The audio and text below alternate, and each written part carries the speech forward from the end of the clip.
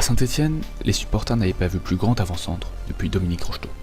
Professionnel depuis une dizaine d'années, grande figure du Stade brestois qui l'a révélé, passé par les deux plus grands clubs du Nord et aujourd'hui buteur du FC Metz, en ce 1er mars 2018, Nolan Roux fête aujourd'hui ses 30 ans. Zoom sur l'un des attaquants les plus talentueux du foot français.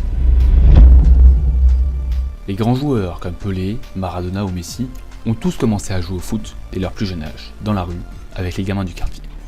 Nolan, lui, n'a pas eu besoin de ça pour être un grand joueur. En effet, malgré le fait que son père, Bruno Roux, très grand joueur de l'AS Beauvais, passait à 2 doigts du Ballon d'Or en 88, soit footballeur professionnel, Nolan se dirigea plutôt vers le judo.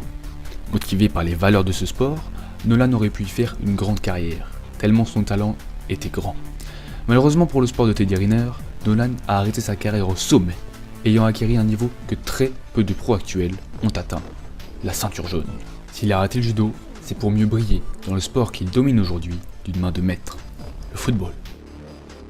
En 2004, le RC Lens approche alors le jeune Nolan Roux, sans pour autant savoir qu'ils avaient affaire à l'une des futures stars du ballon rond.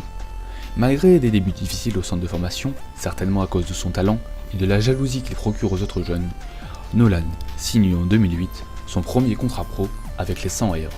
Dès son premier match en pro, il marque contre Sedan en Coupe de la Ligue. Cependant, à la fin de la saison, Jean-Guy Vallem, son entraîneur, n'arrive pas à retenir le diamant brut qu'est le jeune Nolan Roux, et ce dernier signe à Brest, club emblématique de Ligue 2 lors du mercato estival.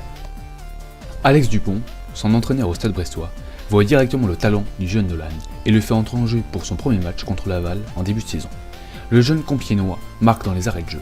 Ce but fut le premier d'une longue série. En effet, cette saison 2009-2010 fut réellement la saison de la révélation pour Nolan Roux. Avec 15 buts en 34 matchs, il fait monter à lui tout seul Brest en Ligue 1, lors de la saison la plus aboutie de sa carrière. Saison durant laquelle il a même été le buteur emblématique de l'équipe de France Espoir, avec 2 buts en 2 matchs. Malgré des sollicitations de grands clubs étrangers, comme le Werder Brême, Nolan reste droit dans ses crampons et va jouer sa première saison en Ligue 1 en tant qu'attaquant titulaire du Stade brestois. Malheureusement, le jeune prodige se blesse et sa fin de saison est plus difficile. Cependant, à l'été 2011, de très grands clubs européens, comme le club allemand de Gelsenkirchen, Schalke 04, tenteront de l'enrôler. On parle même d'une offre de 85 millions d'euros. Rien n'y fait, la pépite du football français reste au Stade brestois. À l'hiver 2012, néanmoins, le LOSC, champion de France en titre, attire Nolan Roux pour 8 millions d'euros. À Lille, l'attaquant vedette passera 4 saisons plutôt tranquilles, durant lesquelles il marquera le total faramineux de 37 buts en seulement 138 matchs, tout en découvrant notamment la Ligue des Champions et la Ligue Europa. Cependant, Lille est devenu trop petit pour Nolan Roux et son talent.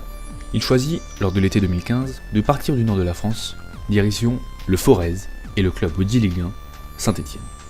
Arrivé pour 2 millions d'euros, les supporters stéphanois attendent de lui qu'il fasse son travail d'attaquant, marquer des buts. Aucun d'entre eux ne s'attendait à ce qui allait se passer. Il se révèle tout au long de la saison 2015-2016 comme le digne successeur de Dominique Rocheteau à la pointe de l'attaque stéphanoise. Dans la tête des supporters des Verts, Nolan Roux a complètement effacé les quelques souvenirs qu'avait laissés Aubameyang.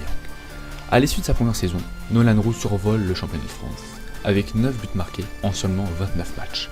Malgré son statut de joueur star, Didier Deschamps choisit de ne pas sélectionner le Stéphanois pour l'Euro 2016, car, je cite, « son talent est tel que ce serait tricher de jouer avec Nolan ».